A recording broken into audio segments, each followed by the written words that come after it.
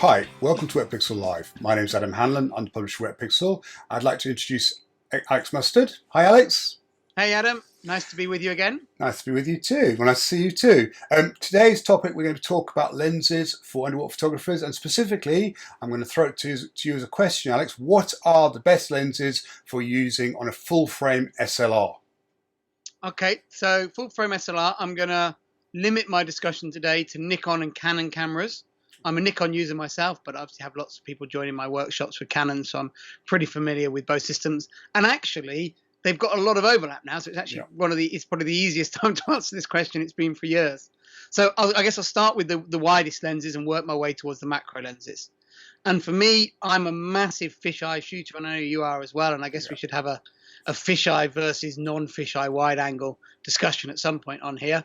But I'm a massive fisheye shooter. So for me, the most important lens for either system would be a fisheye wide angle. And the best fisheye for both systems is their own Nikon, their own fisheye zoom lens. I think that's the Canon salesman arriving. Sorry. All right, that's all right. Yeah, scare him off, dogs. Get rid of him. So the best fisheye for both systems is the 8-15 zoom. Now, actually, my love of that lens, both on the Canon and on Nikon, is not to do with the fact that the lens is a zoom. Actually, it's very much an either-or lens. You don't really use the mid-range of that zoom at all as a photographer. And actually, I never even take my zoom gear on trips anymore. So the 8-15 zoom is a circular fisheye at the 8 end, and it's a full-frame fisheye at the 15 end.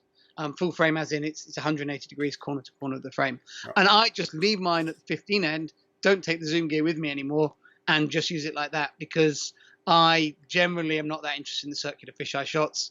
I don't tend to dive with my dome port with the dome shades off, and I actually dive with the lens with its lens hood on as well.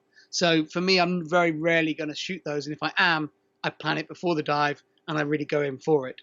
But I use that lens because it's the newest lens either manufacturer has made as a fisheye, and so it's really optically really ahead of the others, both for Nikon and for Canon. It's really nice lens, but I use mine specifically really as a 15 mil. I'm just paying the extra for it because of that. Now there are a couple of other fisheyes you can get. The Sigma make a good 15, which is a very good budget option. And actually, if you want to get a fisheye for star photography, it's actually very good because it's an f2.8, whereas the fisheye zooms are f4s. But that's not really an underwater photography question. It's very small. It's nice and close focusing. It is a very good lens, and it's not a big miss compared to the Ultimate, which is the 8-15s. So if you are on a slightly tighter budget, that's a very good option. And you can find them secondhand because they've been around for a while. So they're a good option. And the Sigma lens is available for both Canon and Nikon fit mount. Yeah. So it's universal to both. Obviously, important to stress that Nikon 8-15 and Canon have a separate 8-15 lens. So the two different lenses. I think certainly I started using a Canon 8-15 a few years ago when I was trying out a particular Canon camera, and it was almost enough to make me want to switch from Nikon. Fortunately, Nikon came along and brought out their own version, which persuaded me not to. And it's simply just the optical quality was so good. So yeah, great lens. Yeah. Yeah, and then Nikon and Canon both make their own fisheye primes. Nikon make a 16 mil, which is very old now. It's not a bad lens at all, but the 8-15 outguns it, and Canon make a 15 mil as well, which is also outgunned by their 8-15. And both of those lenses, to be honest, they're more expensive and offer you very little over the Sigma, so they're not really high priorities. Yeah, I think the Nikon also doesn't focus that closely either, which is a drawback.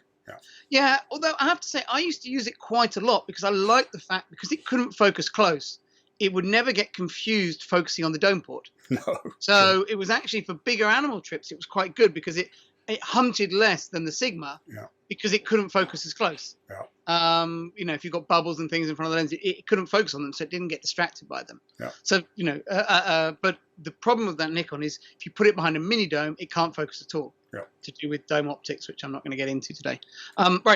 Next is wide angle lenses that are non-fisheye. We call these rectilinear wide angle lenses.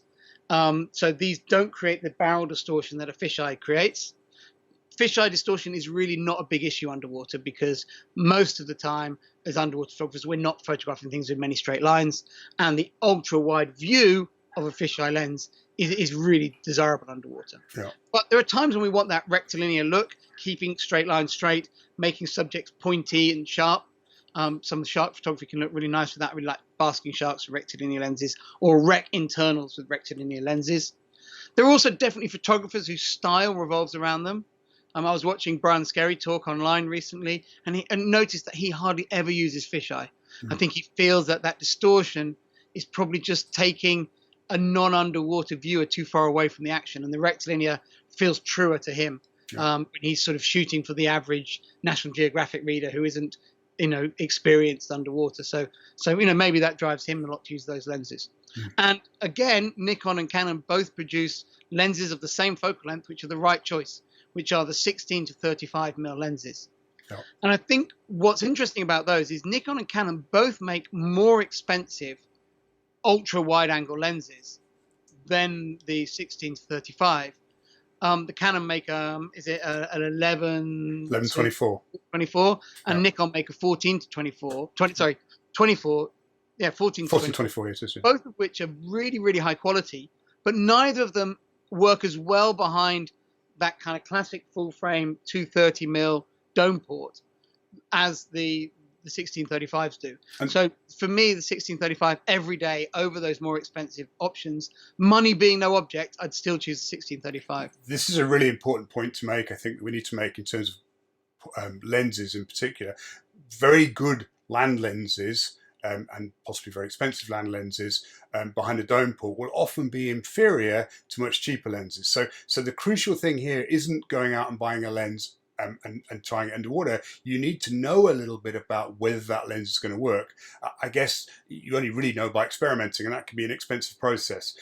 But generally, the reason, if you look around, you look in the forums, speak to other photographers, and they're saying don't buy 14-24 because it doesn't work, it's not that there's some inherent problem in their technique. It's that lens, for some obscure design reason, doesn't work very well behind a dome port. And it's often the case, or sometimes the case, that a cheaper, less expensive, and actually arguably inferior lens will work fine in the case of Nikon 1635, which is an f4 lens. So not all lenses are equal when we go underwater with them, and this is a really critical point, I think, to make. What we're recommending is lenses that we know work underwater. Yeah.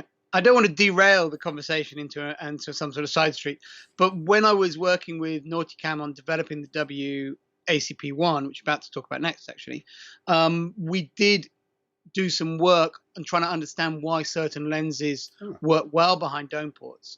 And actually what Edward and I felt was probably one of the main reasons is actually how well that lens works at close focus.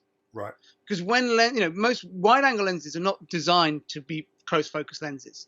They're designed for shooting big scenes, buildings and landscapes and that sort of thing, where the subject is generally far away. When we use them behind a dome port, we force the lens to focus very close because of the way the optics work. And that exposes elements of the lens design that the lens wasn't designed for. And it's a fortuitous thing that some lenses work better than others when they're focus closed, because it wasn't a big design criteria when they were being made. And I think that may be the reason why certain lenses, but there's no way of finding that out without trying them. So you still come back to that fact of listen to what other underwater photographers, what we're saying on this video, and that's why it's 1635. However, I think my 1635 travels less and less these days because I can cover that same focal range, that same field of view angle, using the WACP1, which is a wide angle conversion port designed to take a standard zoom lens and turn it into an underwater wide angle lens, designed by Nauticam. And you can use, I don't use a Nauticam housing, but you can use that lens on any housing relatively easily. It just needs an adapter ring to work on a Nauticam SLR, so you just need an adapter ring to use it on any other anyway. And that for me is my wide angle lens of choice on big animal trips. And I know you love that lens too, Adam. Yeah, I've been using WACP a lot, particularly in challenging conditions, darker conditions. And it opens up a whole bunch of creative possibilities that really weren't there with a conventional lens dome port combination. Yeah, that's a really important point, actually, is that because it's designed specifically for underwater use, you can shoot it at those wider apertures. So not only do you get a bigger zoom range than you do with, say, a 1635, but you also have the ability to have more flexibility over the apertures you're shooting at, and so you win on both scores with it. Yeah, no, I think it's it really creatively should be something that you really want to consider, and when you start looking at the costs and weights of a lens and a big dome port and appropriate extensions and zoom gears and all the other bits and pieces, although the WACP is a relatively expensive investment, when you stack the two together, actually, it's not a huge amount of difference. So it definitely wants to be in the running when you're choosing a lens for a more rectilinear look underwater. Definitely, yeah.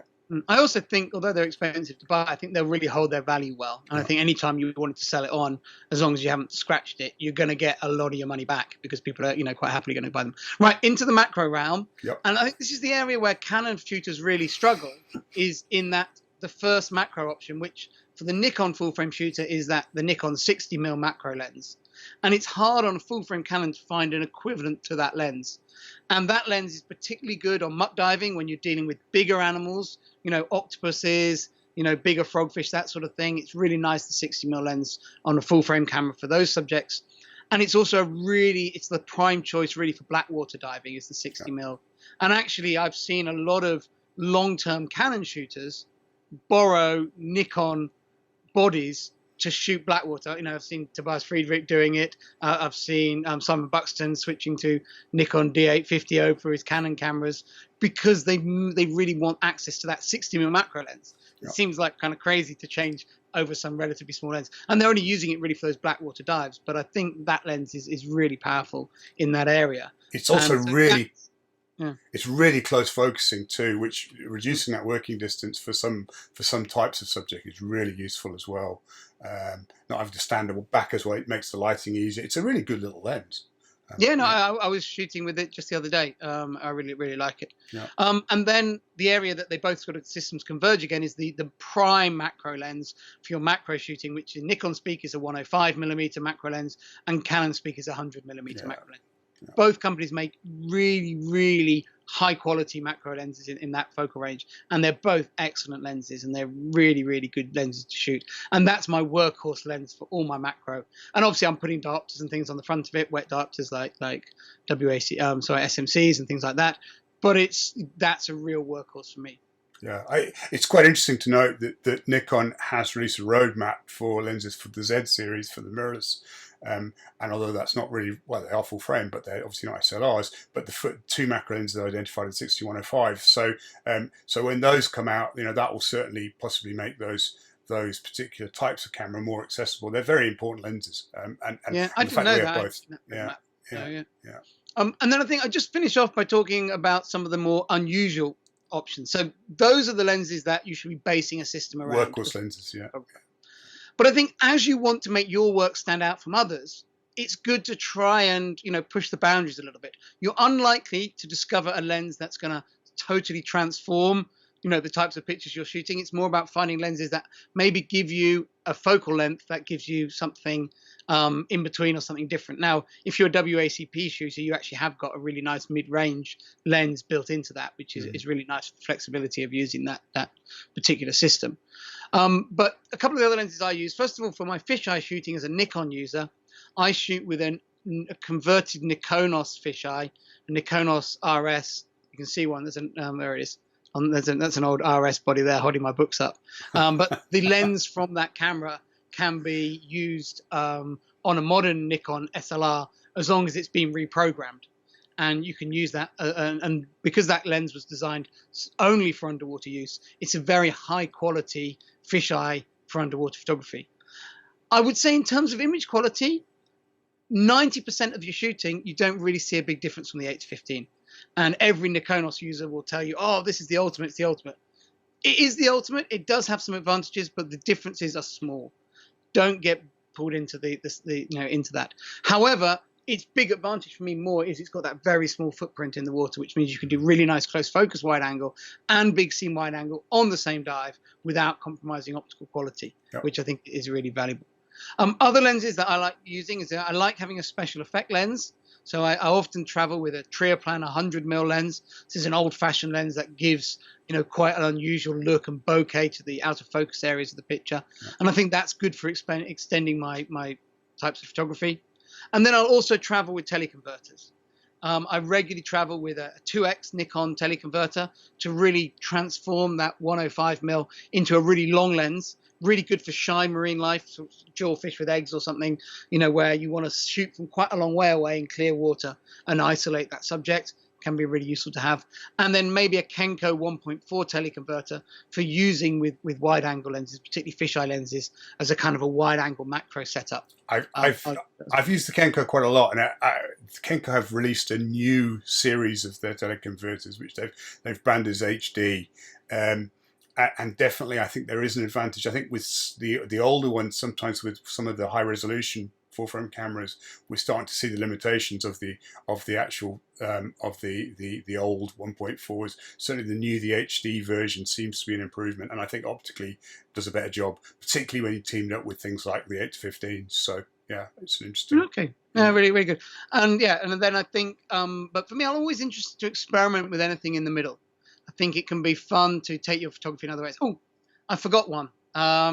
Another lens I really love that's, I think, very underused by underwater photographers is Sigma make a fantastic 150mm macro lens. Yeah.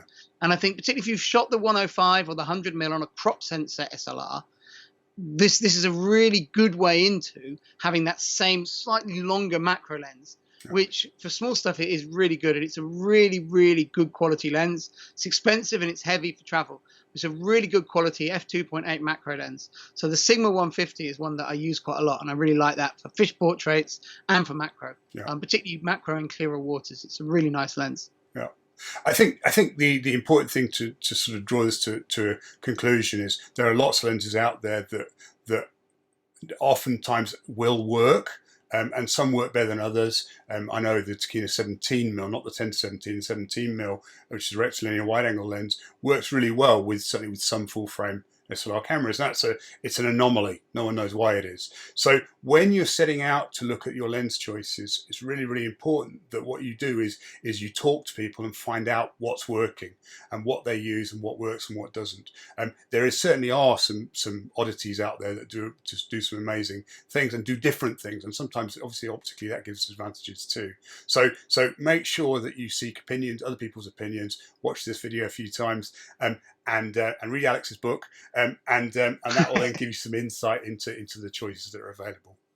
So I think we'll wrap it up there. Thanks very much to Alex, and we will see him on future episodes. I'd like to thank our sponsor from this episode, which is Critters at Lembe Resort, a great place to go for black sand macro, fantastic, please remember to add comments. Suggest any topics that you might be interested in the box below. Thanks very much. I'll see you next time.